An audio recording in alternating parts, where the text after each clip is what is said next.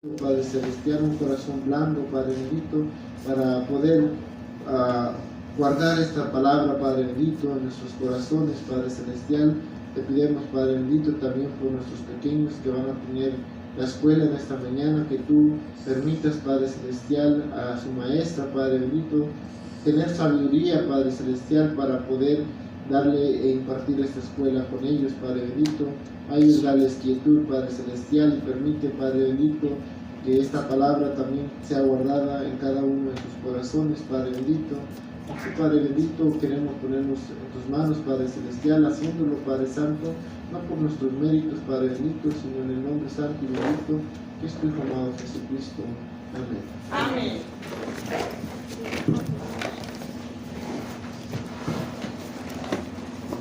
Así como estamos de pie, hermanos, vamos a recibir a nuestro hermano diácono Antoniel Cortés.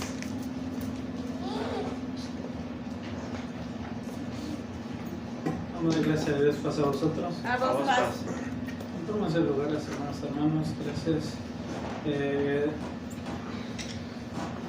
Nos corresponde una lección muy importante, hermanos, hoy en esta mañana. Es importante que nosotros sepamos nuestra historia como Iglesia de Dios, y esta lección pues nos ilustra una parte muy importante de lo que es la historia de la Iglesia de Dios, porque nos habla de uno de esos pilares de la Iglesia de Dios que tuvo un cambio de vida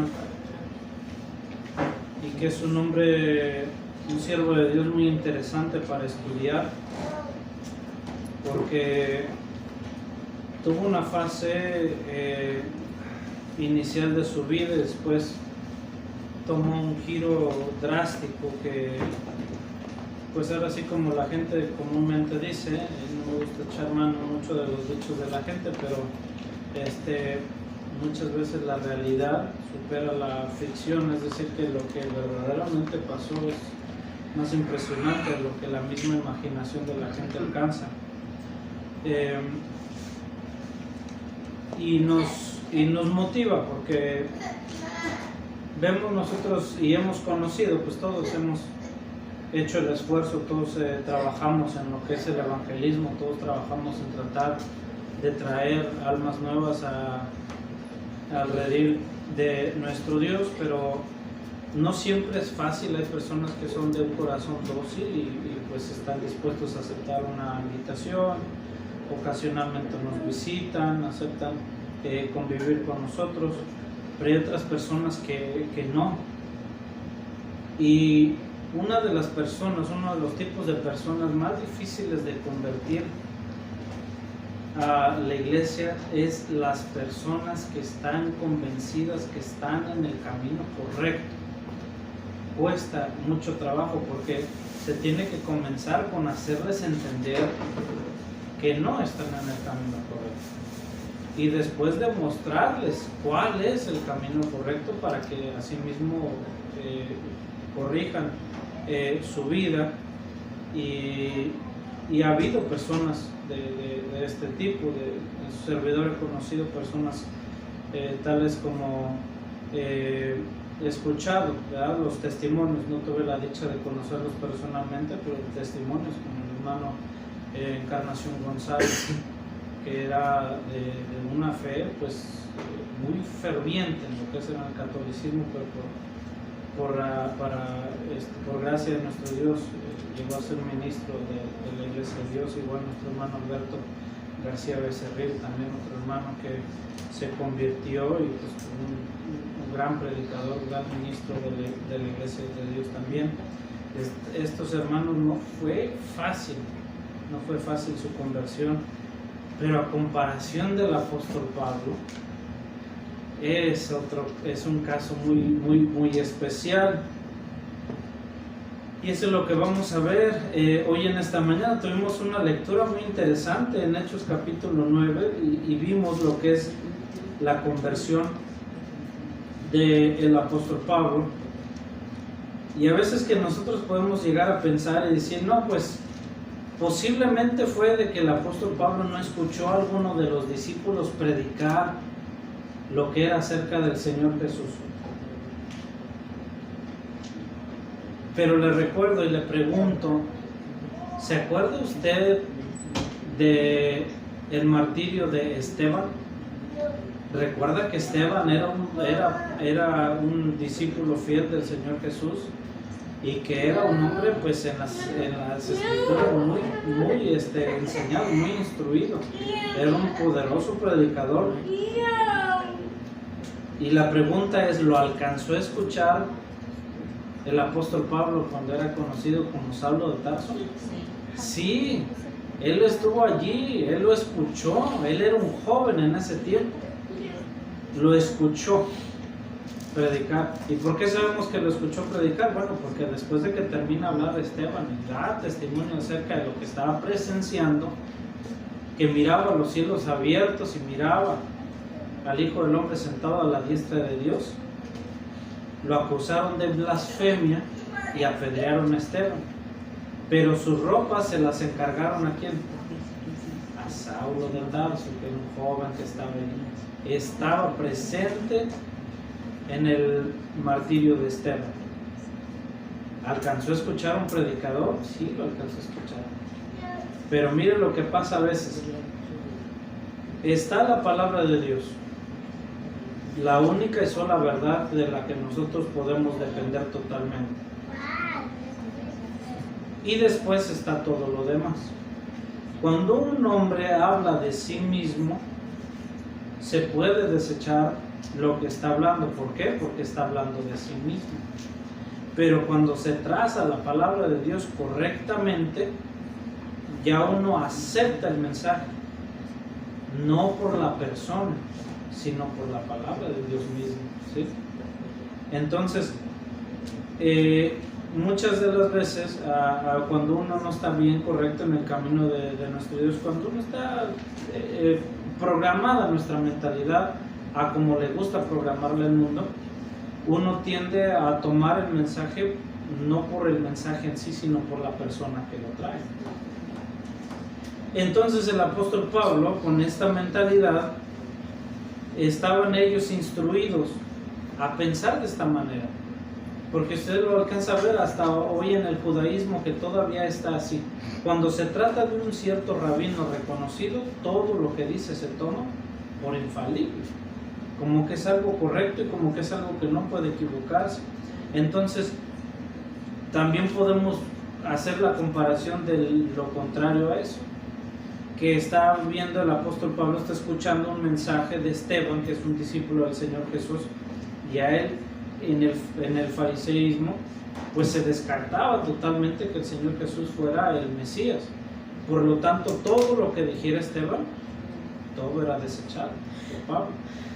¿Por qué? Porque era un discípulo de Jesús, no podía en esa condición aceptarlo. Pero vamos a conocer a profundidad al apóstol Pablo en esta lección. Y un pequeño repaso así por lo que, no puntualmente, pero sí un pequeño resumen acerca de lo que hemos leído. Vimos que el apóstol Pablo dedicaba todo su tiempo y todo su esfuerzo a ¿qué cosa? Destruir lo que él en ese tiempo llamaba la secta, ¿sí? De la secta se les conocía como en Jerusalén, como la secta de los Galileos, ¿sí? Los Galileos, los que seguían a Jesús Galileo. Entonces él quería destruir esa secta, todos los que invocaran el nombre de Jesús de Nazaret, él quería destruir eso. Lo miraba como una plaga, lo miraba como algún movimiento dañino, como algo que iba en contra de la ley de Moisés, como algo que iba en contra de lo que Dios les había entregado. No había entendido que el Señor Jesús no quería aceptar tampoco que el Señor Jesús hubiera resucitado.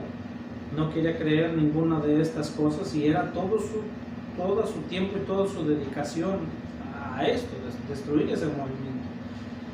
Y entonces usted notará que él mismo, de su propia voluntad, iba y pedía permiso, pedía cartas a que le autorizaran a él ir a buscar a cualquier lugar, tanto dentro del territorio de Israel como fuera también. Y el propósito era eso, arrestar a los que estuvieran invocando el nombre del Señor Jesús y que fueran parte de lo como él le llamaba esa secta, y entonces llevarlos a prisión y llevarlos a castigo. La pregunta es, lo que hacía, y esto es importante entenderlo, y ahorita va a entender el propósito por el cual se lo menciono. Lo que hacía Saulo de Tarso, ¿era legal o no era legal? Sí. Conforme a la ley judaica y conforme a la ley de los romanos. Sí era legal, porque los romanos le permitían cierta libertad al pueblo de Israel, a los judíos, de enforzar lo que eran las leyes de la ley de Moisés. Entonces sí era legal. Ahora, ¿por qué se lo menciono? Bueno, para que nosotros entiendamos que no todo lo que es legal es correcto, ¿sí?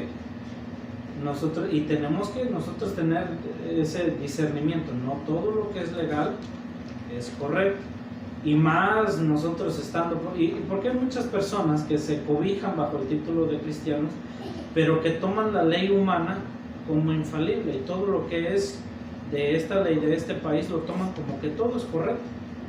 Pero hay muchas leyes injustas, incluso en este mismo país. Y entonces, no todo lo que es legal es bueno, y esto que estaba haciendo el apóstol Pablo, llevar a tantas personas a prisión y persiguiéndolos, no era algo bueno. Entonces, él después de su conversión, él comprende todas esas cosas y ve las cosas por una perspectiva diferente. Yendo él a Damasco, porque ese era su propósito en ese tiempo, en ese momento, ir a Damasco y a buscar a los que estuvieran predicando el nombre de Jesús de Nazaret. La pregunta es, si se le hubiera permitido, ¿los iba a encontrar? Seguramente sí. ¿Y con quién iba a dar? Posiblemente con Ananías. Iba a ser uno de los principales a los que iban a arrestar. Mire, entonces llega a Damasco, ahí vemos que el verso 3, que va rumbo a Damasco, y cuando va rumbo a Damasco, dice que es rodeado de una luz, y dice que cae a tierra. Verso 3 dice, yendo por el camino, aconteció que llegando cerca de Damasco, súbitamente le cercó un resplandor de luz del cielo. Y cayendo en tierra oyó una voz que le decía, Saulo, Saulo, ¿por qué? ¿Por qué me persigues? Consideró necesario el Señor Jesús presentársele a él. El apóstol Pablo más adelante en su vida, en su carrera ministerial, él habla de cómo el Señor Jesús, después de haber resucitado, se les presentó a muchas personas. Y él dice que el último de todos, él de sus propias palabras, comparándose a un abortivo, dice, el último de todos, como un abortivo, se me apareció. Amén. A mí entendemos que fue el Señor Jesús en presencia, por eso la luz, por eso, mira esto el apóstol Pablo, y oye esa voz que le habla y le hace una pregunta, pero acusándolo. ¿Por qué? ¿Por qué me persigues? Y usted, no sé si le ha sucedido una situación en la que le sucede algo que lo asusta, que lo espanta, algo alarmante. ¿Cuántas cosas le pasan por la cabeza en un segundo? Muchísimas cosas. No sabemos realmente y no podríamos decir con certeza qué es lo que le pasa al apóstol Pablo por la mente en esos momentos, pero seguramente tuvo una infinidad de pensamientos en un solo instante. De este Jesús de Nazaret que todos hablaban que ya había resucitado y que él no lo quería creer, ahora estaba escuchando su voz y estaba escuchando el que lo acusaba y le decía, ¿por qué me persigues? Dice el verso 5, y él le dijo, ¿quién eres? Pero ya cuando le dice, ¿quién eres? ¿Seguido de qué palabra? Señor, ya reconociendo una autoridad. Y él le dijo, yo soy Jesús a quien tú persigues. dura cosa te es dar voces contra el aguijón. Ahora tiene que entender el apóstol Pablo algo que no entendía antes tampoco. Estamos viendo nuevamente un maestro de la ley, sobresaliente entre todos sus contemporáneos, que está aprendiendo algo del hijo del carpintero. Y el hijo del carpintero le está diciendo que a pesar de que él ya no está físicamente presente, como lo miraban, que caminaba a los lugares y andaba por el mar de Galilea, y que miraban que andaba por las aldeas y en los montes predicando, a pesar de que él hacía esto y pensaba el apóstol Pablo que solamente perseguía a sus discípulos, ahora en este preciso momento tiene que entender que lo está persiguiendo al Señor Jesús mismo. Yo soy Jesús a quien tú persigues.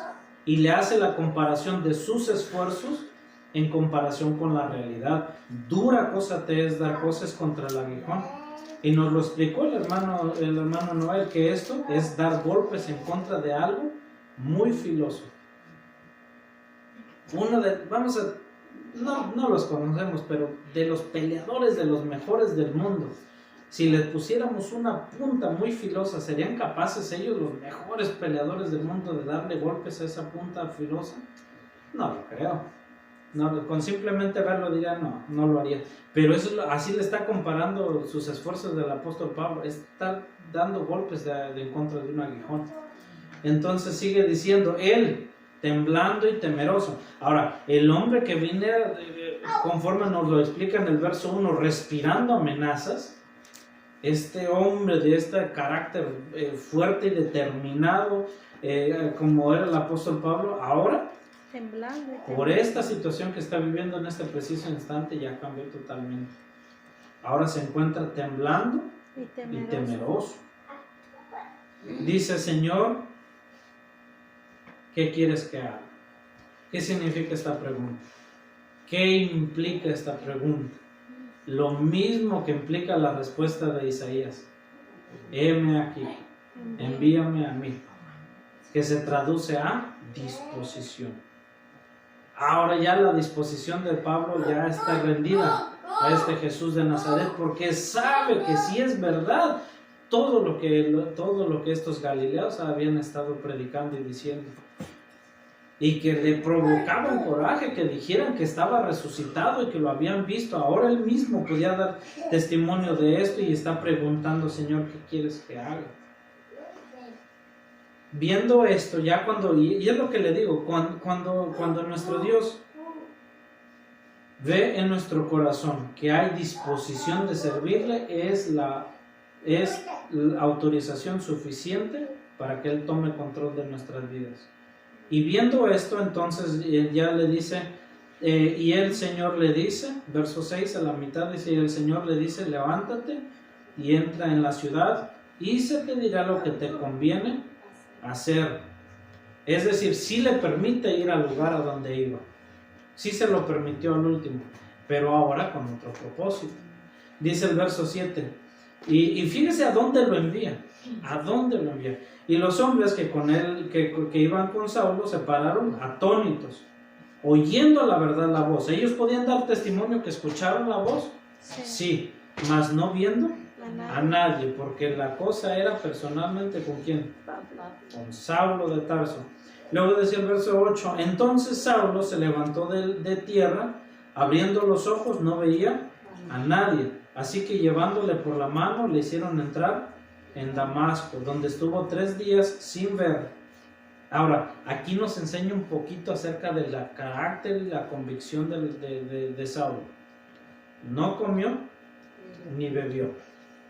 Y se recuerda esto me recuerda, porque lo veo como similar. ¿Por qué no come y no bebe? Uno se puede preguntar, pero ¿por qué no come y no bebe? ¿Será que no tenía hambre? ¿Será que no tenía sed? No, seguramente sí la tenía. Pero mire, recuerde al siervo de Abraham, que llegó a lo que se le encomendó. Y recuerde que él iba con una misión, iba con un propósito. Y llega ya a la tierra y la parentela de Abraham. Y después le sirven de comer. ¿Y qué dice el siervo de Abraham? No voy a comer hasta qué. hasta que diga la razón por la cual he venido. Cuando había un propósito de cumplir el propósito era primero. ¿Se da cuenta? O sea, cumplir el propósito era importante y después lo que yo necesito, mis comodidades, ya venían en segundo término. Pablo piensa de la misma manera. No, él se le encomendó y tiene una situación que tiene que arreglar. Y no va a comer y no va a beber hasta que cumpla eso. La razón por qué el apóstol Pablo, fíjese, y eso es un buen ejemplo. No es de que uno no coma hasta que cumpla un cierto propósito, porque se toma mucho, posiblemente se toma mucho tiempo cumplir el propósito en particular que uno tiene. Pero sí nos enseña que nuestros asuntos personales caen en segundo término y los asuntos que conciernen a la obra de Dios van primero. Sí, eso nos enseña el apóstol Pablo con este ejemplo. Luego seguimos viendo el verso 10. Había entonces un discípulo en Damasco llamado Ananías, al cual el Señor dijo en visión: Ananías, y él responde: heme aquí. Y el Señor le dijo: levántate y ve a la calle que se llama La Derecha, busca en casa de Judas uno llamado Saulo de Tarso, porque he aquí él ora. Y había visto en visión un varón llamado Ananías, que entra y le pone la mano encima para que reciba la vista. Entonces, cuando entra Ananías, sucede lo mismo cuando el profeta entra en su casa, la mujer del rey que venía disfrazada. Ya la conocía, ya sabía quién era. ¿Por qué? Porque Dios se lo había anticipado. Lo mismo Saulo, cuando ya entra Ananías, sabe quién es y a qué es lo que viene, porque Dios se había comunicado con ellos dos. En este tiempo todavía a ellos se les era permitido recibir mensajes de parte de Dios en visión. No se había cumplido lo que decía la palabra de nuestro Dios, profetas hasta Juan. Luego dice el verso 12 que estamos leyendo, dice: y ha visto en visión un varón llamado Ananías, que entra y le pone la mano encima para que reciba la vista. Temporalmente había perdido la vista el apóstol Pablo. Luego dice el 13: entonces Ananías le respondió: Señor, cuando escucha el nombre Saulo de Tarso, ¿qué siente Ananías? No sabemos, pero es posible que hubiera sentido miedo. Dice: Señor, he oído a muchos acerca de este hombre, cuántos males ha hecho a tus santos en Jerusalén. Y aún aquí tiene facultad de los príncipes, de los sacerdotes, y de prender a todos los que invocan tu nombre. Tenía autoridad de parte de los sacerdotes. Luego dice el 15: y le dijo el Señor: ve. ¿Por qué razón? Instrumento elegido me es este, para que lleve mi nombre en presencia de... Hasta ese tiempo el mensaje había sido transmitido por orden del Señor Jesús a las ovejas perdidas de la casa de Israel. Pero Saulo de Tarso iba a ser un instrumento que iba a utilizar nuestro Dios en otra forma. Porque el mensaje, el evangelio tenía que predicarse ¿en dónde? Según Mateo 28, en toda la tierra. Dice: llevará para que lleve mi nombre en presencia de los gentiles y de reyes y de los hijos de Israel. Recuerde que Saulo de Tarso había nacido en Tarso de Cilicia. ¿Era territorio de Israel o no? Tarso de Cilicia no era territorio de Israel. Estaba dentro de lo que era el Imperio Romano. Por esa razón tenía la ciudadanía romana Saulo. Entonces, esto iba a utilizar nuestro Dios en favor del evangelio, porque él naciendo en un lugar, en un territorio extranjero a lo que era el territorio de Israel, forzosamente él tenía que tener contacto con gentiles. Él tenía que hablar con ellos, saber cómo comunicarse con ellos. Él conocía sus costumbres, conocía cómo vivían.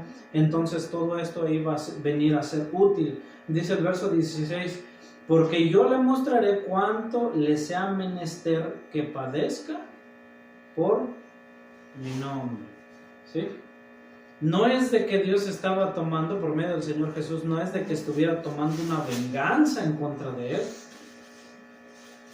sino que todo el esfuerzo que él había puesto antes, hasta ese momento, de perseguir a todos los que invocaran el nombre del Señor Jesús, ahora ese esfuerzo iba a ser redoblado y iba a ser invertido en defender el nombre del Señor Jesús.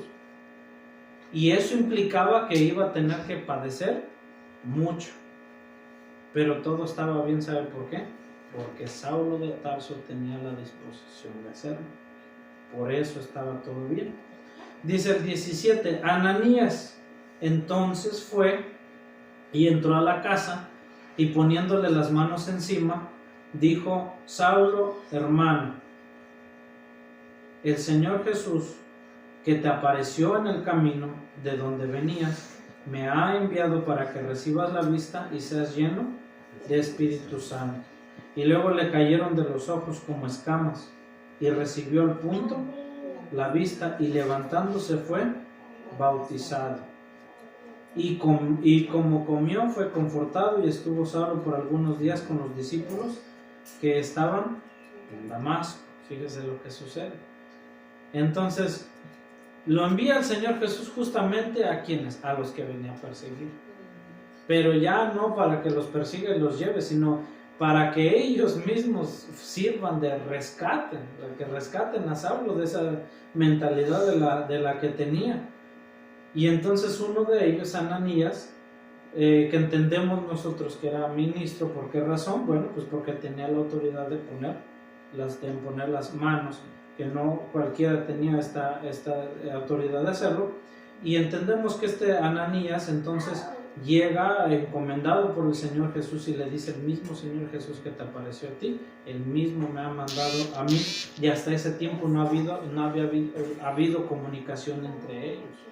Se entiende pues que los dos habían sido dirigidos para ese encuentro. Entonces, note que el verso 18 entonces dice que luego le cayeron de los ojos escamas, como escamas, y recibió la vista y se levantó y fue bautizado. ¿Pero por qué bautizado? Si él había nacido y a los 8 días de nacido había sido circuncidado y había seguido la ley de Moisés y había sido enseñado por Gamaliel y había seguido fielmente la ley de Moisés hasta ese entonces, ¿qué necesidad tenía de ser bautizado? Mucha necesidad, porque había causado muchos males a lo que era el pueblo de Dios, y tenía que seguir el ejemplo del Señor Jesús también. No era la excepción. Luego dice el verso 19 que entonces comió. ¿Y por qué comió? Porque lo que tenía que resolver ya lo había resuelto, ¿sí? Fíjese, eso es algo de su carácter que nosotros podemos adoptar para nuestras vidas, porque es algo muy importante. Tener un asunto que resolver en favor de la obra de Dios es importante, mantenerse con el esfuerzo hasta que uno lo logra. Eso es algo que tenía el apóstol Pablo, que no fácilmente era desanimado de lo que él quería hacer. Bien, hermanos, tenemos un verso de memoria. Quiero pedirles que se pongan de pie y vamos a leerlo 2 veces de nuestro cuadernillo. Y después, si usted lo logró aprender, pues le voy a dar un par de minutos para que lo puedan recitar. Desde aquí, desde nuestros cuadernos, hermanos. ¿Estamos ahí, hermanos? Amén. Leamos. De modo que si alguno está en Cristo, nueva criatura es, las cosas viejas pasaron, he aquí todas son hechas nuevas. Segunda de Corintios, capítulo 5, verso 17. Amén. Otra vez. De modo que si alguno está en Cristo, nueva criatura es, las cosas viejas pasaron, he aquí todas son hechas nuevas. Segunda de Corintios, capítulo 5, verso 17. Amén. Gracias, hermanos, tomen sus lugares. Si lo quieren recitar, hermanos, adelante. De modo que si alguno está en Cristo, nueva criatura es. Las cosas viejas pasaron, he aquí todas son hechas nuevas. Segunda de Corintios capítulo 5, verso 17. Amén. Amén. De modo que si alguno está en Cristo, nueva criatura es. Las cosas viejas pasaron, he aquí, todas son hechas nuevas. Segunda carta a los Corintios 5, verso 17. Amén. Amén.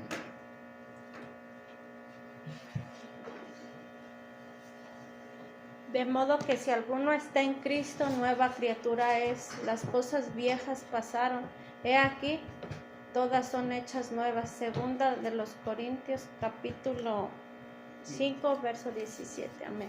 Amén. Dice, de modo que si alguno está en Cristo, nueva criatura es.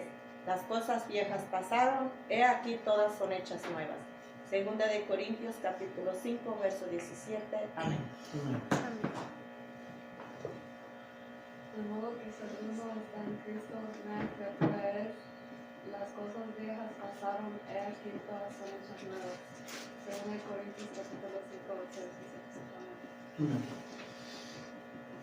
Dice, de modo que si alguno está en Cristo, nueva criatura es, las cosas viejas pasaron, he aquí, todas son hechas nuevas.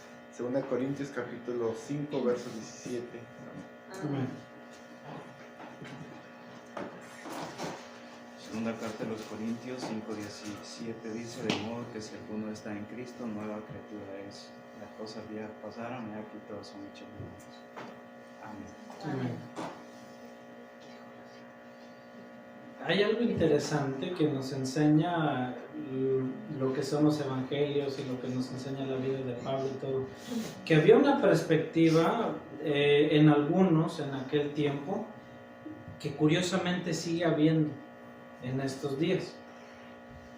Y esa perspectiva que había en aquellos tiempos acerca de los discípulos del Señor Jesús era como que solamente era conformado por un grupo de personas que no tenían ninguna esperanza, ningún tipo de cosa, digamos, importante en sus vidas, que sentían que les hacía falta algo, que eran personas que eran o endemoniados o habían tenido un mal estilo de vida, o como que necesitaban algo en sus vidas que les hiciera hacer sentir como que su vida tenía algún tipo de valor o algún tipo de propósito.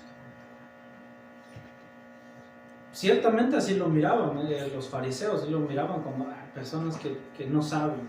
Ellos recuerden con el ejemplo del ciego, que decían que las personas que no conocían la ley, ¿cómo las consideraban? Pero esta gente decían que no conocen la ley, maldita es. Así hablaban ellos. Entonces viene la perspectiva que había, y sigue habiendo esa perspectiva hoy en día, porque sigue habiendo la idea que los que hemos llegado al cristianismo, es decir, a conocer lo que es el verdadero cristianismo, es decir, la iglesia de Dios, los que hemos llegado aquí por razones de que es que no teníamos algún propósito en nuestras vidas, como que no había algo importante en nuestras vidas, como que necesitábamos algo que le diera sentido a nuestras vidas. Pero si eso fuera el caso, no hubiera llegado ninguna persona que ya estaba en una posición favorable delante de la sociedad. ¿Usted está de acuerdo? Si así fuera el caso, como decían ellos. Sin embargo, ¿cuántas personas podemos pensar que tenían una vida favorable? El apóstol Pablo era uno de ellos. En su vida personal de él, delante de la sociedad, ¿qué le hacía falta al apóstol Pablo, conocido como Saulo de Tarso? Realmente nada. Él era muy reconocido entre todos, era un hombre sobresaliente. Al simple hecho de decir un alumno de Gamaliel, ¿en qué posición lo ponían? Bueno, y su nombre era conocido por todas las regiones. Lo mismo Gamaliel. Ahora, también podemos ver el caso de Nicodemo. Dice también el Evangelio de Juan que era un alto dignatario de los judíos. Sin embargo, cuando José de Arimatea entierra al Señor Jesús, juntamente con él también lo entierra ¿quién? También Nicodemo. Y vemos también muchos otros ejemplos. Zaqueo era un hombre muy rico, y vemos a Cornelio, vemos muchas personas que tenían el libro de los Hechos, también el Evangelio de Lucas, tienen una dedicatoria, y mire, se la voy a leer aquí. Lucas pone esta dedicatoria acerca, dice en el primer tratado, oh Teófilo, y también le llama oh excelentísimo Teófilo, por razones de que tenía una posición civil muy alta. Lo mismo hoy en día. Hay personas que tienen una vida muy, muy favorable delante de la sociedad, y que no es por pobreza de que llegan al cristianismo, no es por ignorancia que llegan al cristianismo, es porque esa es la idea que hay, y uno es el encargado de hacerles ver que es así.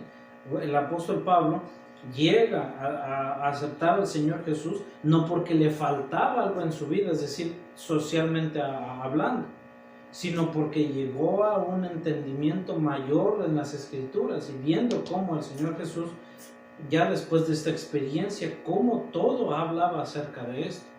Y entonces él comienza a hacer las referencias al Antiguo Testamento, él comprendiendo muchas cosas. Entonces, y eso lo recalco porque precisamente lo que dice aquí el verso de memoria, de modo que si alguno está en Cristo, nueva criatura es, las cosas viejas pasaron, he aquí todas son hechas nuevas.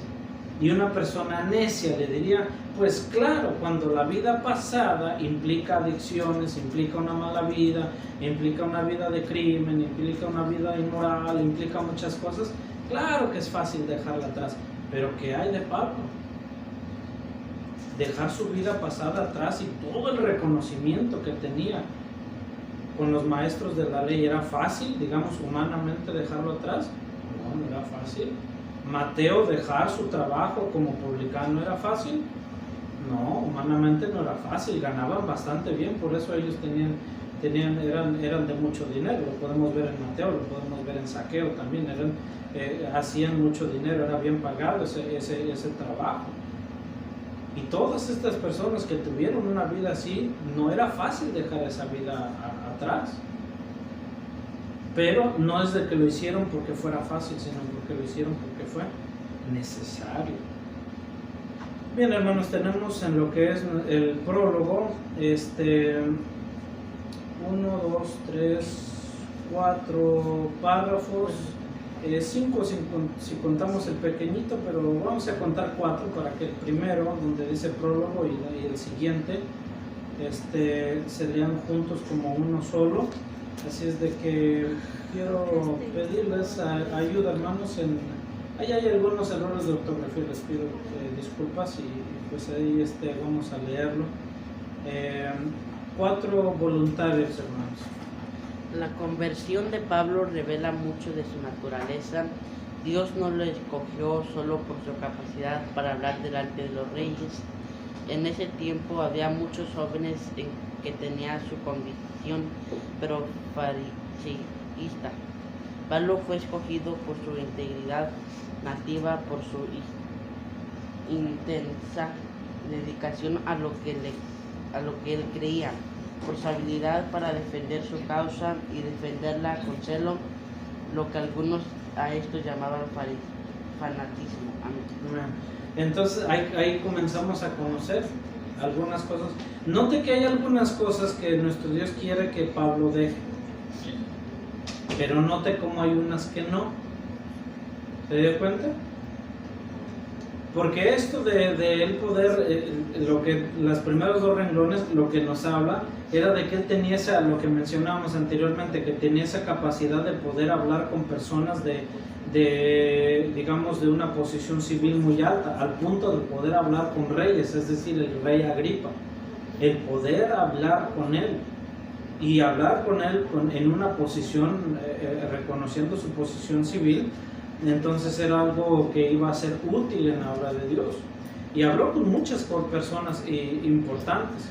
Entonces ahora también otra cosa que tenía era y que vino a ser útil ya en su ministerio, fue que él podía hablar con los gentiles, podía hablar con ellos, es decir, de hablar en su forma de hablar y su lengua. Esto también era importante. Cuando va a Atenas, él habla directamente con ellos, dominaba ese lenguaje, dominaba varios idiomas, entonces era útil para este conocimiento que él tenía. Podía hablar con muchísimas personas, y prácticamente en donde quiera que él se parara, él podía comunicarse con ellos. Y podemos verlo cuando llega a Atenas y que sabe la forma de poder hablar con ellos, al punto que lo llevan y lo invitan para que hable con ellos. Y cuando ya está ahí en el aerópago, ahí él comienza a hablar con ellos y busca una forma sutil de poder hablar con ellos y demostrarles que él venía a predicarles. Oh, los admiro, atenienses, como ustedes son muy religiosos. Pero no pude evitar notar que tienen un altar, que tiene una inscripción que dice al Dios no conozco. Mire la forma que tenía él de poder hablarles y de abrirse estas puertas. Si uno tiene digamos, este don de Dios de poder hablar con tanta facilidad así, eso va a ser utilizado también por parte de nuestro Dios. Y luego el segundo párrafo pequeñito ahí que tenemos, dice que ve muchos jóvenes con su misma convicción fariteísta, pero él fue escogido, dice, porque tenía una integridad nativa y por su intensa dedicación a lo que creía. Fue tan intensa su dedicación que decidió no casarse, porque entendió que eso le iba a quitar tiempo y esfuerzo y recursos, y él no quería sacrificar nada, todo lo quería dedicar para la obra de Dios, fíjese.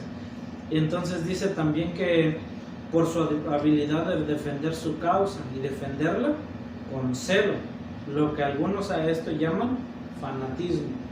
Bueno, cuando él estaba en lo que era el fariseísmo, se puede hacer un fanatismo, por causa de que cuando hay un fanatismo, la diferencia entre fanatismo y entre devoción es que cuando uno tiene la devoción de servir a Dios, siempre está dispuesto a escuchar la palabra de Dios, siempre está dispuesto a escuchar una instrucción, una enseñanza. Pero cuando hay fanatismo, ya se cierra la posibilidad de aprender algo nuevo o de corregir algo que tal vez uno creía erradamente. Entonces, en ese tiempo, cuando está en el fariseísmo, sí es fanatismo, porque él estaba cerrado completamente a escuchar cualquier cosa que tuviera que ver con Jesús de Nazaret. Ya después vino a ser devoción, ¿sí? Porque él seguía leyendo las escrituras. Él decía que tenía libros, tenía pergaminos, esto lo estudiaba. Él siempre estaba buscando ya aprender ya ahí la diferencia. Bien, hermanos, el siguiente párrafo.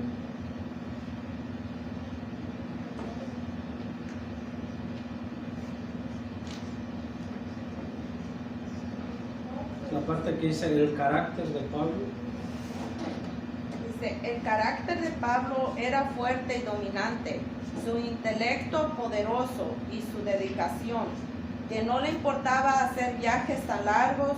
Con todas esas características muy especiales, no había ninguno que lo pudiera convertir al cristianismo. También vemos que estuvo a la presencia de Pedro y a la presencia de otros discípulos de Jesús, como Esteban. Su influencia seguramente era muy fuerte, que no le remordía la conciencia. Con eso parece que su estado mental se fortificaba, pero eso era como si diera coces contra el aguijón. Amén. Amén. Y eso es precisamente lo que mencionaba al principio, que qué difícil es convertir a una persona que cree que está en el camino correcto, ¿sí? Cuando cree que está en el camino correcto, y aún más cuando ha salido de otro lugar para llegar a ese lugar en donde está y cree que está en el camino correcto. Eso es lo más difícil, ¿sí? Lo más difícil. Y lo mismo, ¿qué podían decirle hasta ese tiempo a Saulo de Tarso que no supiera él? ¿Qué le podían citar de las escrituras que él ya no hubiera escuchado? Y mira, el conocimiento de las escrituras es muy importante, pero se puede tomar de dos maneras, y por eso ahí uno es donde debe de tener el cuidado. Uno lo puede tomar rogándole a Dios que le permita entenderlo como Él quiere que lo entiendamos, y así vamos entendiendo las cosas bien y vamos por buen camino. Pero cuando uno absorbe el conocimiento de la palabra de Dios, pero uno lo toma humanamente, ahí es donde entra lo peligroso, porque uno se puede desviar. ¿Por qué? Porque uno confía en su propio conocimiento, ¿sí? Entonces, y por eso, pues, la recomendación de la palabra de nuestro Dios, de que uno no dependa, uno no se apegue mucho a su propio conocimiento, ¿sí? Sino que uno lo tome de esa manera. Ese conocimiento del apóstol Pablo, pues, como les decía, había provocado que él se cerrara completamente a tan siquiera escucharlos o a considerar que el mensaje que transmitían era el correcto. Bien, en el siguiente párrafo. Si leemos Hechos capítulo 8, verso 1, vemos que en los días de la muerte le esperan una grande persecución contra los creyentes en Jerusalén. Obviamente todo lo que hacía Pablo era como el replicar de las campanas para acelerar la persecución. En una vez sintió que lo que estaba haciendo era para evitar el daño que creía se le estaba haciendo a Jerusalén. Le mandó cartas a los principales de los sacerdotes para que las sinagogas de Damasco pudiera extender sus depravadas obras. Amén. Sí, un poquito fuerte la última parte, pero solamente si uno lo ve desde la perspectiva de Saulo en aquel tiempo. Pero si uno lo ve desde lo que estaba viviendo y sufriendo la iglesia, pues sí era algo muy malo, ¿sí? Y ahí es donde él mismo, y no debemos de sentirnos mal, porque él mismo hablaba de eso y decía que no era digno, ¿sí? Él hablaba acerca de su apostolado como algo que le fue dado. Nunca hablaba de su apostolado como que él era digno, como que él lo merecía. Pero él decía que porque había perseguido sobremanera a la iglesia. Él mismo lo había dicho, que la perseguía y la asolaba. Entonces, sus obras eran malas porque a muchos pues los había llevado injustamente. Porque lo que se pretendía hacer, los que llevaban a cabo esta persecución, era hacer ver como que todo el que era discípulo del Señor Jesús estaba en contra de la ley de Moisés, o estaba en contra de todo lo que la Escritura decía hasta ese tiempo. Pero no era así, porque cuando ya se arresta a Pablo en el templo fue de lo que lo encontraron, y entregando un voto fue como lo encontraron, y ahí fue donde lo arrestaron. Después de que lo llevan a los tribunales, ¿pudieron comprobarle culpa alguna conforme a la ley de Moisés? No pudieron comprobarle ninguna cosa, precisamente porque no contradecía esto, sino en cambio él y Pedro y Esteban y todos los demás decían: Moisés habló de esto, los profetas hablaron de esto, todo lo que ellos venían sabiendo, a esto es a lo que los tenían que llevar. Lejos de contradecir todo esto, era precisamente todo apuntaba al Señor Jesús, ¿sí? Y eso es lo que ellos no pudieron comprobarles, demostrando que esta persecución que hacían era por mera ceguedad y por necedad de ellos. Porque algunos de los fariseos supieron que el Señor Jesús resucitó. ¿Lo supieron o no lo supieron? Sí, lo escucharon de los mismos guardias que ellos mandaron poner a un lado de la tumba. Ellos atestiguaron de lo que ellos vieron. Pero ¿qué hicieron? Era más conveniente pagarles y decirles: callen y no hablen de esto, ¿sí? Entonces sí supieron que estas cosas sucedieron, pero fue más la necesidad, fue más proteger lo que poseían humanamente. Bien, hermanos, último párrafo. Parece obvio que lo que leemos en Hechos capítulo 9, verso 6, nos hace pensar que Pablo y los que lo acompañaban se iban acercando a la ciudad, cuando cayó sobre él aquel resplandor de luz del cielo, y cuando Jesús mencionó 2 veces su nombre, le preguntó: ¿por qué me persigues? Pablo nunca comprendió que al perseguir a los discípulos de Jesús, era como perseguirlo a él mismo. Todos los sufrimientos de los santos de Jesús cayeron sobre él. Ya no se sentía con valor y potencia como en los casos anteriores, sino que estaba temblando y temeroso, y con voz de temor preguntó: ¿qué quieres, Señor, que haga? Aquí recordamos las palabras de Lucas capítulo 20, verso 18. Cualquiera que cayere sobre aquella piedra será quebrantado, mas sobre él que la piedra cayere le desmenuzará. Amén.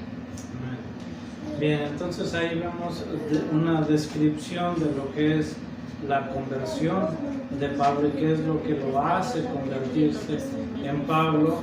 Después, más adelante, dejó de ser conocido como Saulo de Tarso y más bien ser conocido como el apóstol Pablo, ¿sí? Sabiendo que había recibido un apostolado del Señor Jesús, sabiendo que había sido llamado a este ministerio y que pues lo mismo que había hecho hasta ese tiempo, sacrificar su vida personal, sacrificar comodidad, sacrificar reconocimiento ante la sociedad, sacrificar tantas cosas, lo mismo iba a seguir haciendo, solamente que esta vez ya había sido complementado de las cosas que él era ignorante. Y decimos, bueno, como un hombre tan conocedor de las Escrituras vivía en ignorancia. Pues sí, vivía en ignorancia. Viendo la perspectiva que tenía acerca del Señor Jesús y sus discípulos, pues entendemos que sí, vivía en una ignorancia. Pero una vez complementado de ese conocimiento que le hacía falta, pues vemos ya cómo toma su ministerio, su vida, un rumbo muy diferente. Es muy bonito, hermanos, ver todo esto.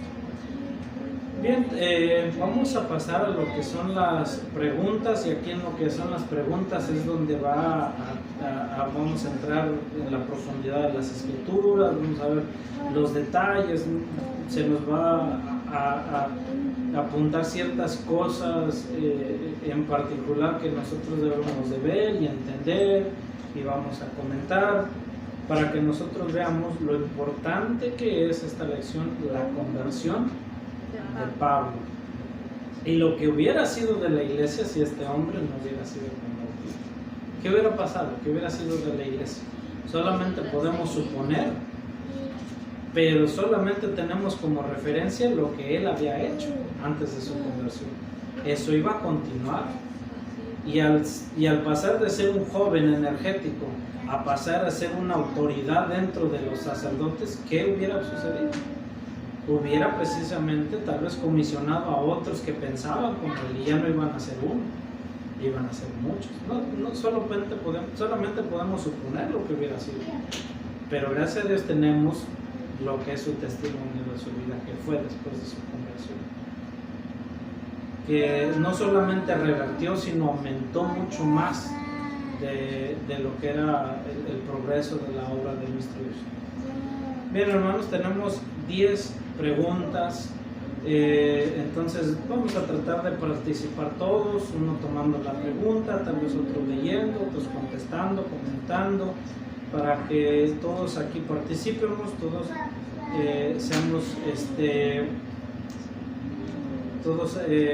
seamos bendecidos con esta lección, todos aprovechemos esta tan bonita lección que tenemos.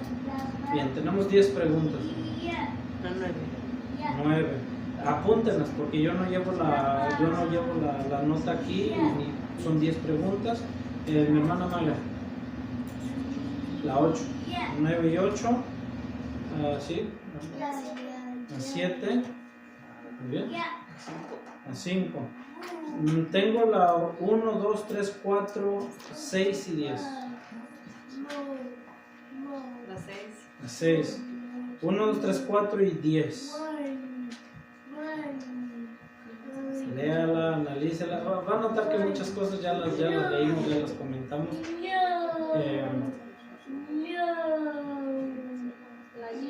La 10. De la 1 a la 4. Nos falta repartir de la 1 a la 4.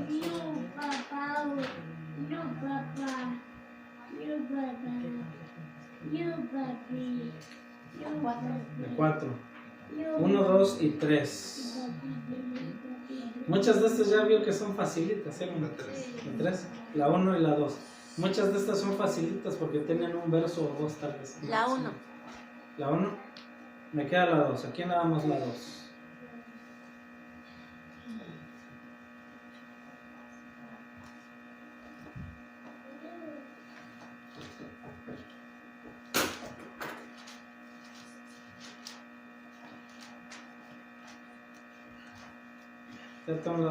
Bien, en ese orden, hermanos, vamos a ver estas preguntas.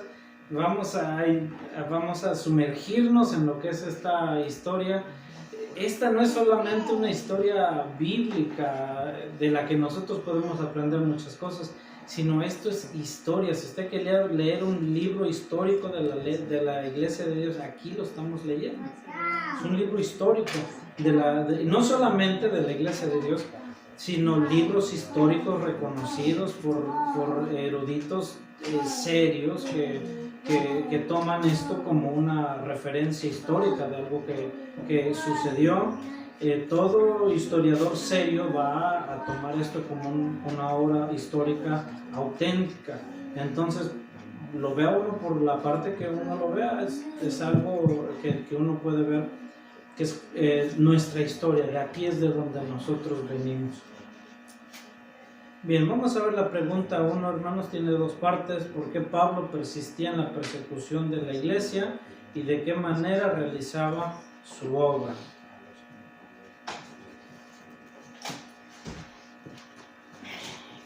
Dice Hechos capítulo 26, verso 9. Yo ciertamente había pensado deber hacer muchas cosas contra el nombre de Jesús de Nazaret. Contestando la primera pregunta, dice, ¿por qué Pablo persistía en la persecución de la iglesia? Analizando este verso, hermano, entiendo que él ya lo veía como un deber, como él lo tenía que hacer. Entonces, él lo sentía como un deber perseguir a la iglesia. Dice, ¿de qué manera realizaba su obra? Versos del 10 al 12 del capítulo 26, dice, lo cual también hice en Jerusalén, y yo encarcelé a muchos de los santos, recibida potestad de los príncipes de los sacerdotes, y cuando eran matados, yo di mi voto, y muchas veces, castigándolos por todas las sinagogas, los forcé a blasfemar, y enfurecido sobremanera contra ellos, los perseguí hasta en las ciudades extrañas. En lo cual, ocupado, yendo a Damasco con potestad y comisión de los príncipes de los sacerdotes. Dice la pregunta, ¿de qué manera realizaba su obra? Dice que con potestad. O sea, él ya tenía autoridad, ya le habían delegado el poder a él para ir y hacer su obra como él quería. Gracias, ¿están de acuerdo, hermanos? Amén. Fíjese, ¿por qué Pablo persistía en la persecución de la iglesia? ¿Por qué persistía? Él pensaba que estaba haciendo lo correcto. Yo pensaba que estaba haciendo lo correcto. Ciertamente, si le hubieran preguntado quizás si él se deleitaba en la muerte de un ser humano, hubiera dicho no. Bueno, en el solo pensamiento de la muerte de un ser humano en sí, pues no.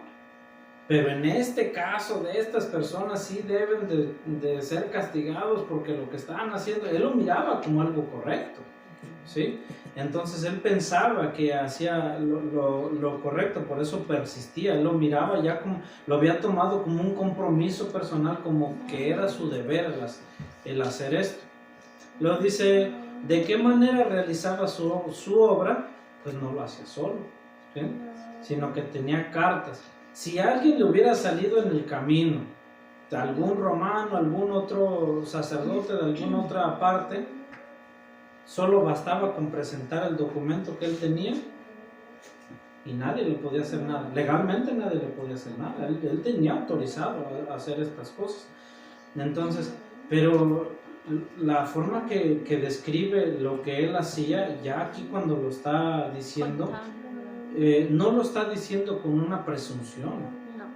Lo está diciendo pues todo lo que él causó. Él ya lo estaba diciendo, lo que ya en este tiempo ya lo estaba viendo, y muchos años de su vida se lamentó por lo que hizo.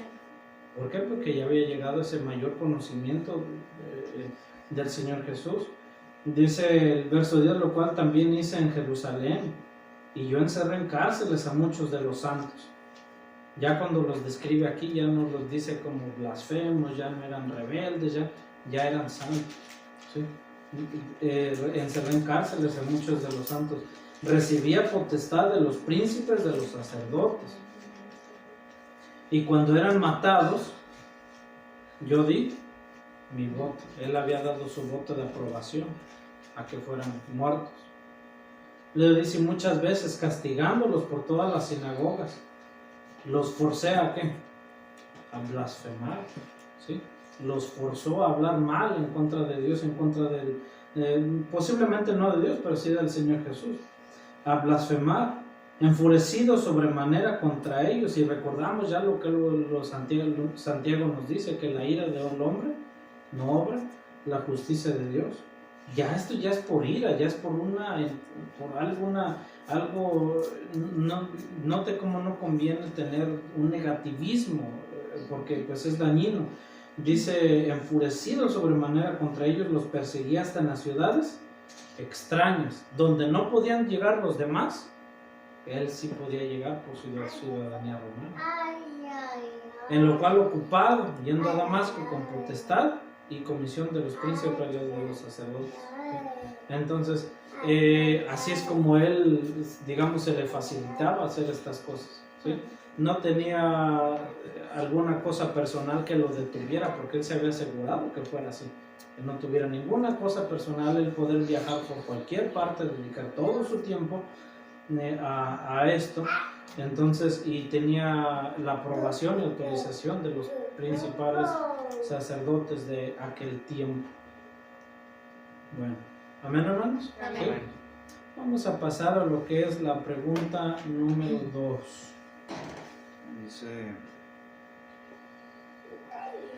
Dice Saúl estaba lleno de amenazas y de furia a muerte contra los discípulos de nuestro Señor, razón por la cual vino a los principales sacerdotes y les pidió cartas para las sinagogas de Damasco, para que si hallaba ahí personas que siguieran este camino, hombres o mujeres, los trajera presos a Jerusalén. Eso es lo que dice el versículo 1 y 2. Entonces la pregunta dice, ¿cómo aseguraba su obra perversa en contra de la iglesia? ¿Cómo la aseguraba?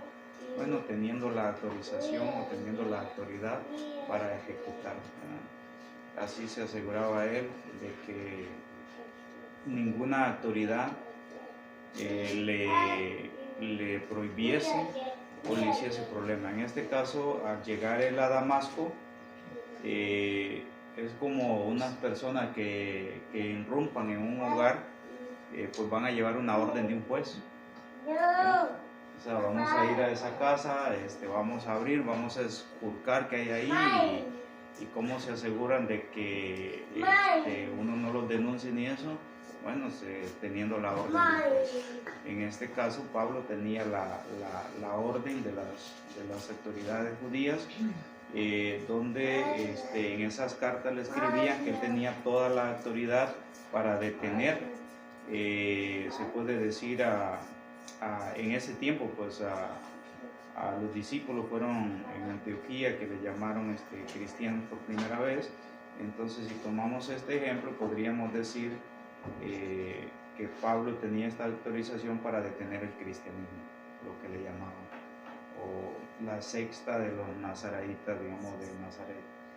Entonces vemos que pues Saúl estaba lleno en su vida de un propósito que era claro, era impedir que los seguidores de Jesús se multiplicaran, ¿ya? Y para no ser él, no verse él solo ejecutando esto, pues buscaba la aprobación de las autoridades judías. Y pues de esta manera, con estos documentos, ninguna tenía el aval en ese momento, y pues con esto podía irrumpir en sus celebraciones, apresarlos, y pues a la hora de juzgarlos, pues también consentir en su muerte. Gracias, hermano. Podemos ver también en lo que es ya leyendo el libro de los Hechos, ya el ministerio del apóstol Pablo y todo, que no solamente tiene conocimiento de la ley de Moisés y de las escrituras, sino que él también ha hecho mano de su conocimiento de las leyes humanas, las leyes romanas en ese tiempo, en las que, pues solo por poner un ejemplo, él sabía que un ciudadano romano no podía ser castigado sin antes, ¿sí? Escucharle sin antes ser juzgado, sin antes. Entonces lo pudo evitar algunas veces, en otras veces no lo pudo evitar, y él exigía sus derechos como ciudadano romano. Entonces estas cosas también las utilizó tanto en su vida pasada como ya después en su ministerio. Bien, hermanos, hasta ahí vamos bien, hermanos. Amén. Vamos a pasar a la pregunta número 3. Dice Hechos 9, 3 al 5. Y yendo por el camino, aconteció que llegando cerca de Damasco, súbitamente le cercó un resplandor de luz del cielo, y cayendo en tierra oyó una voz que le decía: Saulo, Saulo, ¿por qué me persigues? Y él dijo: ¿Quién eres, Señor? Y él dijo: Yo soy Jesús, a quien tú persigues. Dura cosa te es dar coces contra el aguijón. Amén. Amén. Sí, dice la pregunta: ¿qué experiencia nunca pensada por él tuvo yendo en camino hacia Damasco? Pues la experiencia que tuvo fue el encontrarse con nuestro Señor Jesucristo, del cual él perseguía a sus seguidores, ¿verdad? Lo que eran los cristianos, los que habían creído a su palabra. Y eso fue la experiencia que nunca pasó por su mente, porque en su mente era nada más acabar con esa secta. Pero aquí nuestro Señor Jesucristo tenía algo más para él. Entonces fue algo inesperado que no pensaba el apóstol Pablo, y yo creo que en esta conversión se conecta mucho con muchos convertidos en nuestros tiempos, porque en nuestros tiempos muchos viven su vida conforme a como ellos piensan, planean disfrutar la vida, acumular riquezas, tienen muchos otros planes en sus mentes, pero llega en un momento menos esperado, cuando no se lo esperan o no lo piensan, llega la palabra de Dios a sus vidas, y es cuando inesperadamente hacen un cambio, así como lo hizo el apóstol Pablo. Entonces ahí también vemos el cumplimiento de las mismas palabras del apóstol Pablo, que dice: no es del que quiere ni del que corre, sino del que Dios tiene misericordia. Y aquí Dios tuvo misericordia del apóstol Pablo. Amén. Gracias, hermano. Pasa así, ¿no? Pasa así. Es bonito ver cómo algo a considerar es los planes del ser humano, la perspectiva del ser humano acerca de lo que va a ser su vida, y luego para lo que Dios lo tiene, digamos, destinado, ¿no? Entonces, me gusta mucho la historia del apóstol Pablo, porque le hallo muchas similitudes a la vida de Moisés. Que hay un momento en sus vidas de ellos que ellos creen que su vida va a tomar cierto rumbo, ¿no? Cierto rumbo, tal vez ya nada que ver directamente con, pues, digamos, con los planes de Dios, a lo que Dios quería con ellos, refiriéndome que el apóstol Pablo pensaba tal vez, no sé si sus planes era o la trayectoria de su vida era ya después, años después, ser reconocido como uno de los que acabó con esa secta dañina, ser sobresaliente entre los fariseos en donde quiera que él fuera, y enseñarles acerca de todo su vasto conocimiento, de qué hacer en caso de cómo encontrarse con estas personas, en dónde buscarlas, qué es lo que hacen, cuáles serán sus prácticas, no sé, cualquier rumbo que él pensaba que su vida iba a tomar. Y ve lo mismo en Moisés, ya viviendo allá alejado del pueblo de Israel, ya con Jetro su suegro, cuidando de las cabras de su suegro, los ganados de su suegro, toma un cambio diferente también su vida, ¿no? Porque él pensaba que su vida iba a cierto rumbo, pero Dios ya lo tiene preparado para otra cosa, ¿sí? Entonces, es bueno y es importante, pues sí, ¿por qué no decirlo? Pues digamos, la preparación académica es buena, es útil, puede llegar a ser útil. No es mayor que la preparación en cuanto a la escritura, ¿sí? Esta es la principal preparación, pero por causa de esta y utilizando un poquito lo útil que puede ser la preparación académica, Dios utiliza también a las personas, ¿sí? Entonces ellos dos eran dos hombres académicamente pues muy bien preparados. Pablo en todo lo que era la ley de Moisés, en las leyes humanas, en idiomas, en muchas cosas era preparado. Moisés en la mejor preparación que había en aquellos tiempos, que era del imperio egipcio. Entonces, pero lo que ellos sabían acerca de Dios, lo que ellos sabían acerca de esto era principalmente lo que los atrae, ¿sí? Lo que hace que Dios los tome para su obra. Bien, hermanos, vamos a pasar a la pregunta 4. La pregunta 4 tiene Hechos capítulo 9, el verso 6. Dice, él, temblando y temeroso, dijo, Señor, ¿qué quieres que haga? Y el Señor le dice, levántate y entra en la ciudad y se te dirá lo que te conviene hacer. La pregunta dice, ¿qué efecto tuvo en su persona y qué preguntó al momento? Dice pues que él estaba temblando y estaba temeroso. Y al momento él le pregunta al Señor, ¿qué quieres que yo haga? Aquí me deja a mí como mucho su obediencia, su rápida, él bien rápido, él acepta que él es Jesús y rápido acepta, Señor, dime qué quieres que yo haga. La disponibilidad de Pablo y la obediencia rápida que tuvo. Gracias, hermano. ¿Había alguna manera de negar lo que estaba escuchando, lo que estaba viendo, lo que estaba experimentando? No había manera alguna, digamos, de cómo hablar de esto. Ahora, cuando el apóstol Pablo habla ya más adelante, tanto en sus juicios como en su testimonio, cuando hablaba con la iglesia, en donde quiera que iba, él hablaba, se apegaba a lo mismo, las mismas reglas que se apegaban los demás discípulos. Decían, no podemos dejar de hablar de lo que hemos visto y oído. Lo mismo hacía el apóstol Pablo, no podía hablar ninguna otra cosa que fuera, sino lo que había visto y lo que había oído. Si él lo había vivido, él lo había experimentado de propia mano, no podía nadie negarle a hablar eso. No podía, ¿quién más podía decirle? ¿O sería razonable que una persona que no estuvo allí decirle, no viste lo que viste y no viste lo que no viste? No era posible. Ahora, dice la ley de Moisés, a la cual se podía pegar el apóstol Pablo, que en boca de 2 o 3 testigos consta la verdad. ¿Había alguien más que podía atestiguar que esto que vivió Pablo era cierto? Sí, los que lo acompañaban. Podían decir, nosotros no vimos nada, pero sí escuchamos lo que él escuchó, sí lo escuchamos. Entonces había manera de cómo verificar que esto fue algo que sí sucedió. Por lo tanto, no había ninguna manera que pudieran detener al apóstol Pablo de hablar esto que él había experimentado. Y fíjese, pues con justa razón tiene un efecto prácticamente inmediato en su persona, con el conocimiento que él tenía y experimentando esto que estaba experimentando, no tardó mucho en entender lo que estaba sucediendo y con quién estaba hablando y poner su disposición a ese momento, ¿sí? Bien, hermanos, vamos a pasar a la pregunta número 5. ¿Hasta qué vamos bien, hermanos? Pregunta número 5.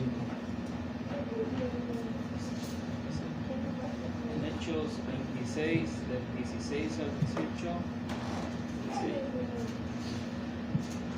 Mas levántate y ponte sobre tus pies, porque para esto te he aparecido, para que ponerte por ministerio y testigo de las cosas que has visto y de aquellas en que apareceré a ti, librándote del pueblo y de los gentiles a los cuales ahora te envío,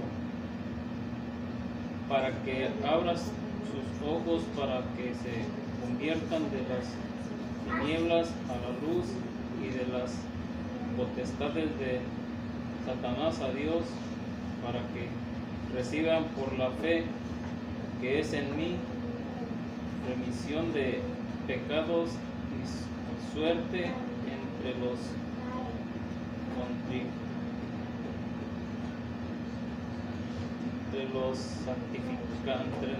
santificados. Amén. Dice la pregunta, ¿qué le dijo Jesús respecto a lo que tenía que hacer? Pues le dio instrucciones. Lo primero que le dijo, levántate, porque para ponerte por testigo y ministro de las cosas que has visto. Esto es del acontecimiento que le pasó. Como usted dijo, no tenía testigos de lo que le había pasado y de la voz que escuchó, y para enviarte a los gentiles, dice así. Le empezó a dar instrucciones de lo que él tenía que hacer, que tenía que ir a los gentiles, dice que para convertirlos de las tinieblas a la luz. Esta es mi respuesta, hermano. Gracias, hermano. Era algo importante lo que iba a hacer el apóstol Pablo. La predicación a los gentiles había tenido un inicio, se había abierto una puerta, una oportunidad con la predicación de Pedro a Cornelio. Se abre esa puerta en la cual el apóstol Pedro y todos los demás, los 12, ¿sí? Que precisamente, o sea, el número 12 no es accidental, ni es, digamos, por coincidencia, sino que es como con un completo propósito, que ellos eran dedicados a lo que era la predicación al pueblo de Israel, dedicados pero no limitados, ¿sí? Es decir, que no es de que ellos estuvieran completamente limitados a solamente eso, caso Pedro con Cornelio, caso Felipe con el etíope y muchos otros casos. Entonces, no limitados a eso, pero el que iba a tomar ese apostolado dedicado a lo que eran los gentiles, pero igual tampoco limitado, porque sí fue a muchas sinagogas el apóstol Pablo, iba a ser el apóstol de los gentiles. Entonces vemos cómo había dedicados a una parte de lo que era la predicación, pero lo interesante es eso, que no eran limitados a eso, porque no podemos decir nunca Pedro predicó a los gentiles, porque no es verdad, y no podemos decir Pablo nunca predicó al pueblo de Israel, a los hebreos, porque sí lo hizo, pero ya vemos que en la mayor parte de su ministerio y su trabajo pues lo hicieron en sus respectivas áreas, y también compartieron momentos juntos. Entonces vemos aquí que lo que está diciéndole aquí y algo que amplía del mensaje, la comisión personal del Señor Jesús a Pablo, implica cosas importantes. Está diciendo, más levántate y ponte sobre tus pies, porque para esto te he aparecido, para ponerte, ¿por qué? Por ministro. Ahí es donde vemos, o sea, que la comisión, el apostolado de Pablo dice, y testigo de las cosas que has visto y de aquellas que te apareceré a ti. Sí, todavía le faltaba más, por eso con toda confianza él habla en 1 Corintios capítulo 11 lo que sucede en la noche que el Señor fue entregado. ¿Por qué? Porque él mismo se le concedió verlo como que él estuviera mismo presenciándolo, con todos los detalles que describe él allí, a pesar de no haber estado físicamente allí, pues hubiera sido, digamos, imposible. Luego dice el verso 17, librándote del pueblo y de los gentiles a los cuales ahora te envío, para que abras, es decir, fue comisionado a hablar a los gentiles principalmente, pero no, digamos, exclusivamente. Verso 18, para que abras sus ojos, para que se conviertan de las tinieblas a la luz y de las potestades de Satanás, a Dios, para que reciban por la fe que es en mí remisión de pecados y suerte entre los santificados. Entonces podemos ver que estas iglesias que ya fueron esparcidas por todo, no solamente por todo Asia Menor, sino por todas las regiones, tanto al punto de alcanzar hasta, hermanos, en Roma y en muchas otras regiones de las cuales nosotros no alcanzamos a saber, fue en parte a lo que era el trabajo arduo que dedicó por años, por décadas, el apóstol Pablo. Bien, hermanos, hasta ahí vamos bien, hermanos. Vamos a la siguiente pregunta, pregunta número 6. Hechos capítulo 9, 8, 9 dice: Entonces Saulo se levantó de tierra y abrieron los ojos, no veía a nadie, así que llevándolo por la mano, metiéronle en Damasco, donde estuvo 3 días sin ver y no comió ni bebió. Dice la pregunta: ¿qué descubrió cuando abrió sus ojos y qué hicieron con él? Yo contesté que no podía ver y lo llevaron a Damasco. ¿Y cuánto tiempo estuvo allí? Estuvo allí por 3 días sin comer ni beber. En lo que es esta parte de la historia estuvo 3 días, ¿sí? En esta parte de la historia, es decir, desde que llega, desde que que llega Ananías, desde que sucede esto, nos marca un lapso de 3 días, pero ya después, no teniendo un registro exacto, vemos el verso 19, que llega Ananías, que ora por él, le pone las manos, recibe la vista. Entonces dice que come, dice, y estuvo Saulo por algunos días con los discípulos que estaban en Damasco. Había muchas cosas que hablar, había muchas cosas que tenía él todavía que confirmar, en esta experiencia, en esta nueva etapa de su vida, pero sí estuvo un mínimo de 3 días con los hermanos y otros días más ya después de que pues él recobra la vista. Amén, hermanos. Amén. Vamos a pasar a la pregunta número 7.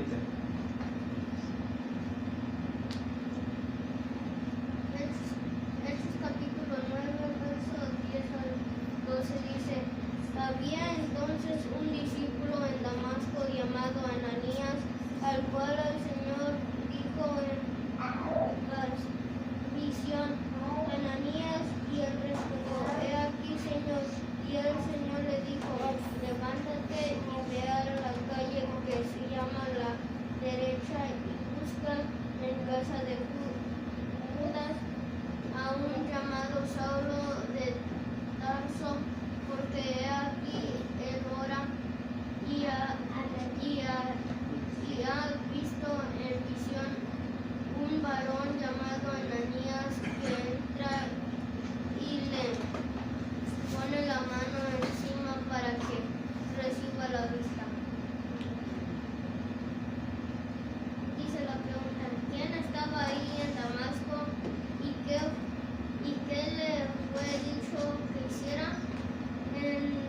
Dice que en Damasco estaba Ananías y que le dijeron que fuera a la casa de Judas y busque a un llamado Saulo y le ponga la mano para que reciba su vista otra vez. Gracias, Señor. Amén, hermanos. Amén. Y en otras palabras, está allí Ananías y se le dice que vaya a orar por el perseguidor de la iglesia. ¿Qué hubiera sentido Ananías? Hay varios Ananías en la Biblia, varios Ananías. Y este es solamente uno de ellos. Un amigo de Daniel se llamaba Ananías, un profeta falso de Jeremías 26 también se llamaba Ananías. Había varios Ananías, pero este es un Ananías bueno, ¿sí? Y también el amigo de Daniel es otro Ananías bueno. Pero este Ananías se le manda a orar por el enemigo, a orar por el perseguidor, a orar por el que había causado tanto daño, ¿sí? Entonces, pues igual también, y esto también quiero que lo comprendan principalmente los jóvenes, porque esta parte es importante entenderla en nuestras vidas, porque entender este concepto es importante. Cuando uno está en una cierta etapa de su vida y creciendo y tratando de aprender de la vida y todo, uno quiere solamente, y recuerden su adolescencia, recuerden su juventud, uno solamente quiere hacer las cosas que uno quiere. No lo quiero hacer, ¿por qué? Porque no quiero. Y uno como solamente quiere dedicarse a hacer lo que uno quiere. Pero uno tiene la idea equivocada que los adultos solamente hacen lo que ellos quieren. Y lo que no quieren, no lo hacen. Pero no hay cosa más lejana de la realidad, que el adulto en realidad la mayor parte de las cosas que hace no quiere hacerlas. No se siente bonito desvelarse, no se siente bonito trabajar otras 2-3 horas cuando ya llegó uno a un punto máximo de su cansancio. No quiere uno hacer muchas cosas, pero entonces, ¿por qué las hace uno? Porque es necesario. Cuando uno ya entiende que algo es necesario hacerlo, si le dijeran a un hermano se va a desvelar, se va a malpasar, lo van a insultar, le van a hacer tantas cosas. ¿Y por qué causa, hermano? Por la obra de Dios, porque tiene que hacer esto, tiene que hacer esto. Uno ya lo ve necesario y dice, bueno, pues es necesario entonces. Ya no cuestiona uno si hacerlo o no hacerlo. Y esta parte es importante entenderla porque vemos nosotros en la historia del profeta Jonás, él no quería, pero Dios lo hizo entender, es necesario que lo hagas.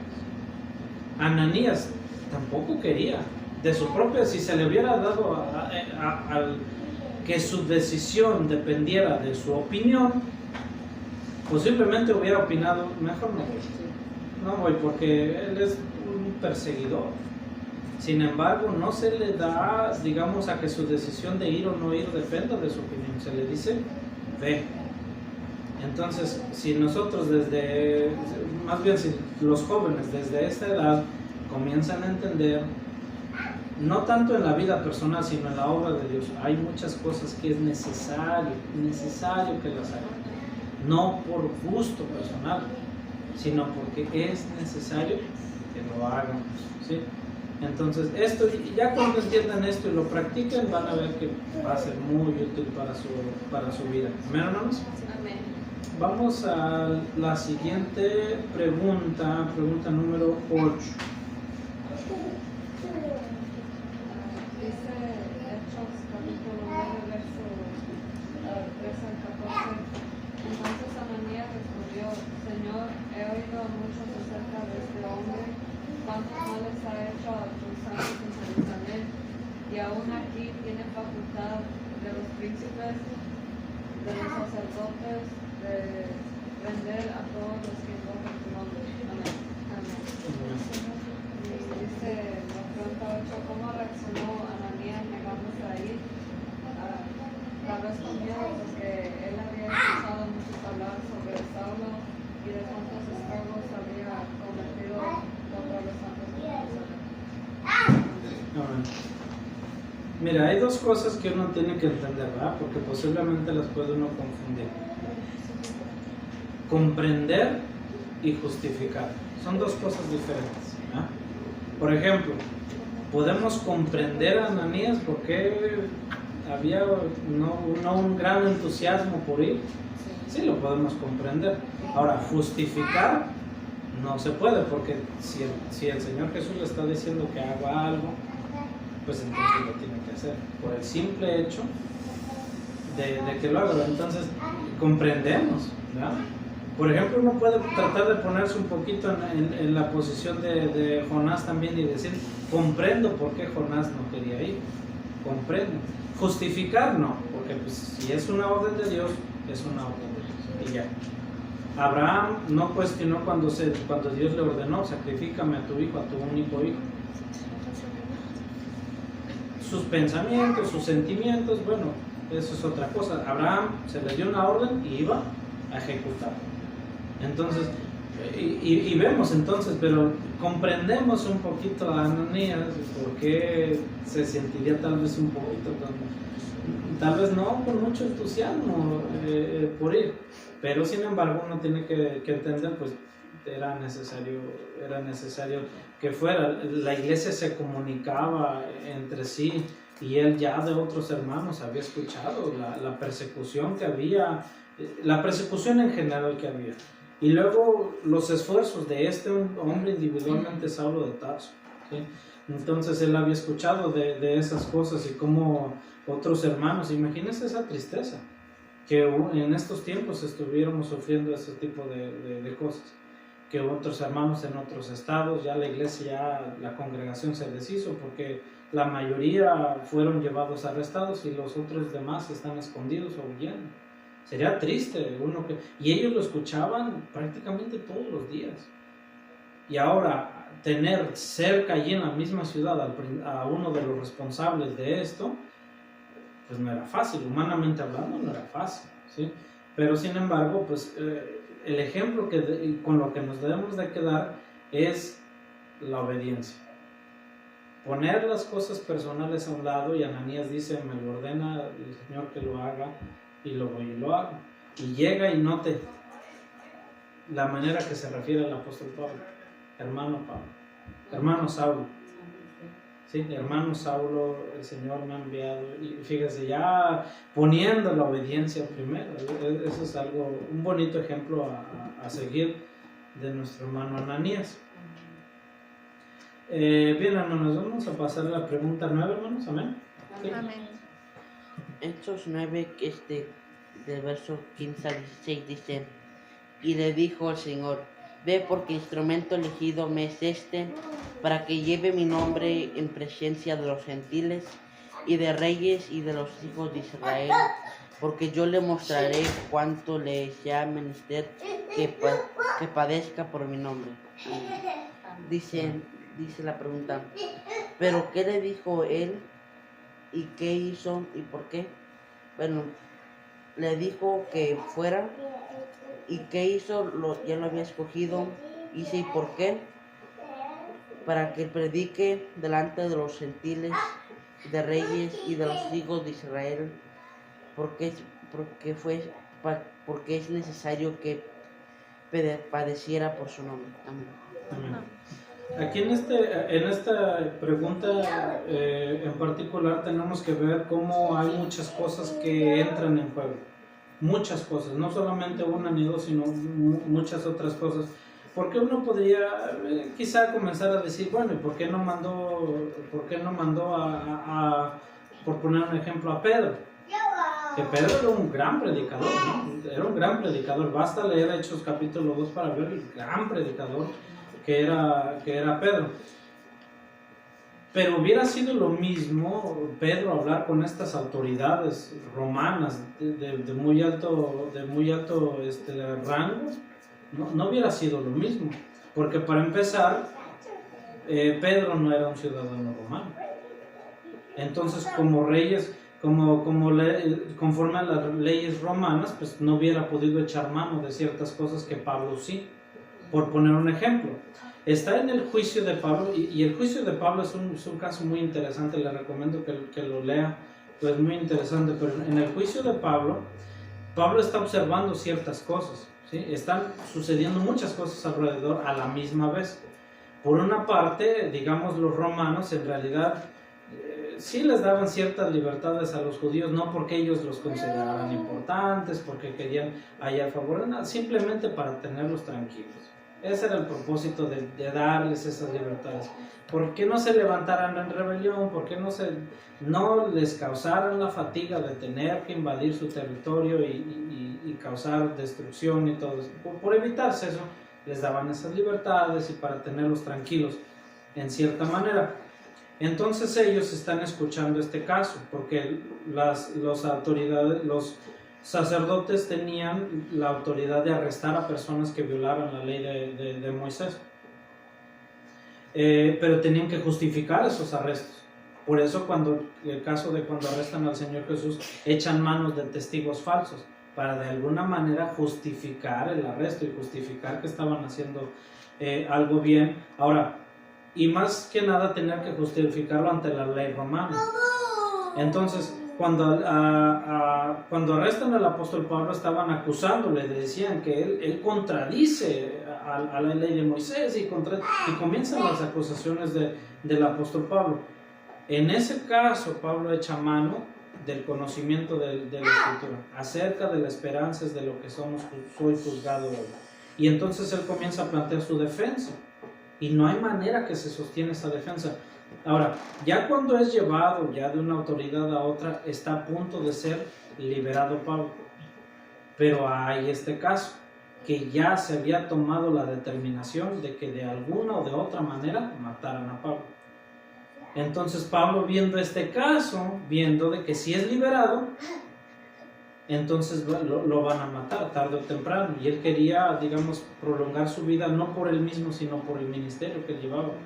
Entonces, viendo esto, él echa mano de un derecho romano, de un ciudadano romano, y les dice: apelo al César. Y me parece que es Félix que lo está escuchando, y le dice: Félix, si no hubieras apelado al César, hubieras sido liberado. Mas por cuanto has apelado al César irás. Entonces, en ese momento, digamos, ya es llevado trasladado, digamos, a Roma, y ahí vamos su última trayectoria a Roma y toda la última parte de su vida. Pero por estas, estaban muchas cosas en juego, y razón por la cual Dios escoge al apóstol Pablo, porque había muchas cosas. La disposición a escucharlo iba a ser diferente que si se hubiera utilizado a otro discípulo. Hubiera sido diferente. No era lo mismo escuchar a un judío que escuchar a un judío que era ciudadano romano. O sea, no era lo mismo, y que conocía las leyes y que exigía sus derechos. Ya era diferente. Entonces, y que tenía la habilidad y la forma de poder hablar con ellos en su idioma. Entonces era algo ya muy diferente. Entonces estas cosas iban a ser útiles. Ahora, cada vez que el apóstol Pablo se defendía, cada vez que él planteaba su defensa, no solamente se estaba defendiendo legalmente en las leyes humanas, sino que estaba dando su testimonio. Y muchos gentiles y judíos lo estaban escuchando. Y esa parte era importante, ¿sí? Porque él estaba llevando el evangelio a otras partes a donde no había llegado aún, ¿sí? Entonces, había muchas cosas en juego. Por eso cuando le llega Ananías, y hay como una cierta justificación de Ananías, es que este hombre es un perseguidor, ve, porque este es un instrumento escogido que yo voy a utilizar y que va a sufrir, y él va a entender que va a sufrir. Entonces el apóstol Pablo no es de que fue forzado a sufrir, ¿sí? De la misma manera que el Señor Jesús no fue forzado a sufrir. El Señor Jesús dijo: yo pongo mi vida, tengo autoridad para ponerle, tengo autoridad para volverla a tomar. El apóstol Pablo estaba dispuesto a hacer esto. Por eso los sufrimientos del apóstol Pablo pues son justificables delante de Dios, porque él quería hacer esto, y más ya sabiendo y teniendo el conocimiento de quién era el Señor Jesús, con mucha más razón. Bien, nos vamos a lo que es la última pregunta número 10.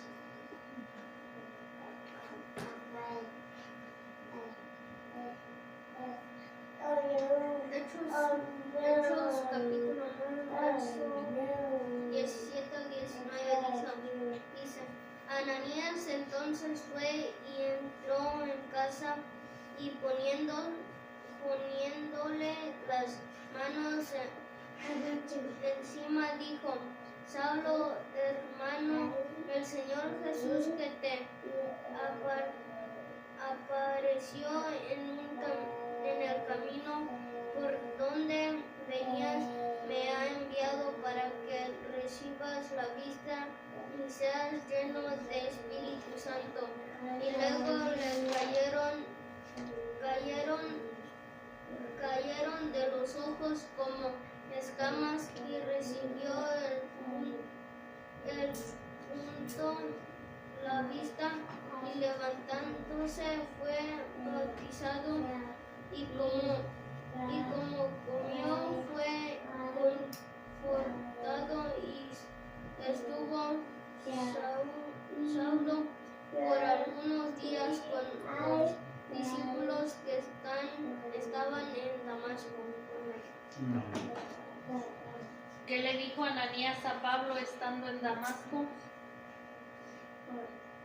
Le dijo, Saulo, a mí me llama mucho la atención cómo le dice hermano, cómo siguió el mandato del Señor. Saulo, hermano, el Señor Jesús que se te apareció me ha enviado para que recibas la vista y seas lleno del Espíritu Santo. Y le cayeron como escamas de sus ojos y recibió la vista. Y dice que se levantó y fue bautizado, fue lleno del Espíritu Santo. Esto es lo que aconteció después de que Ananías hizo lo que el Señor le había mandado. ¿Y cuál fue el resultado? Pues el resultado fue de que el apóstol Pablo también estaba dispuesto a obedecer, siguiendo el mandato también del Señor. Gracias, hermana. Bien, hermanos, vemos que pues después de esto, pues Ananías, rescatamos la obediencia de Ananías. Así que a pesar de todas las cosas, Ananías ve la importancia de obedecer lo que se le estaba ordenando, y el resultado fue precisamente que después de allí toma la carrera el apóstol Pablo y no tarda en comenzar a predicar acerca del Señor Jesús en la primera oportunidad. Ya uno sigue leyendo a partir de aquí y uno ve precisamente eso. Bien, hermanos, vamos a terminar esta lección con la conclusión de parte de nuestro hermano ministro. Gracias, hermano. La inconversión de Pablo, hermano, trajo mucha angustia a los primeros cristianos, ¿verdad? Es decir, su inconversión. Pero su conversión, hermano, trajo mucha alegría también al pueblo y hasta nuestros días. Entonces, como aquí se está viendo la conversión de Pablo, así como la inconversión de él, o antes de ser convertido al Evangelio, angustió mucho a la iglesia, ya con su conversión vemos cómo le trajo mucha alegría y fortaleció mucho la obra del Señor. Eso es lo que podemos ver. Gracias, hermano. Llama mucho la atención, hermanos, cómo cuando el apóstol Pablo es en una ocasión el apóstol Pablo está con unos hermanos y llega otro hermano y toma su cinto de Pablo y se amarra las manos y les dice: de esta manera amarrarán al dueño de este cinto y lo llevarán prisionero. Y entonces pues el apóstol Pablo confirma estas palabras que le habían sido dadas a este hermano que estaba profetizando esto, y la iglesia lloró con el apóstol Pablo al saber de estas cosas. Pero ¿sabe qué es lo que más me llama la atención? Que esto sucede cuando iba a subir a Jerusalén, es decir, cerca de la misma zona en donde él había hecho tanto daño. Allí mismo la iglesia ya estaba llorando junto con él, ya como un hermano, ya como un apóstol, ya como un consiervo en la obra, ya como un miembro de la misma milicia de la que ellos participaban. Entonces trajo grande beneficio, y por eso que con tanto cariño pues leemos lo que es la vida de este gran varón de Dios. Bien, hermanos, vamos a ponernos de pie y en esa posición vamos a recibir a nuestro hermano Norgalindo que nos preside. Les agradezco su tiempo y su participación.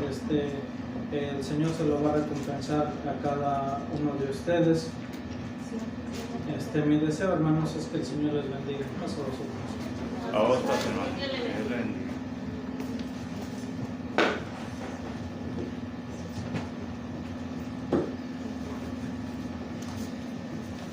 Bien, hermanos, Dios bendiga a nuestro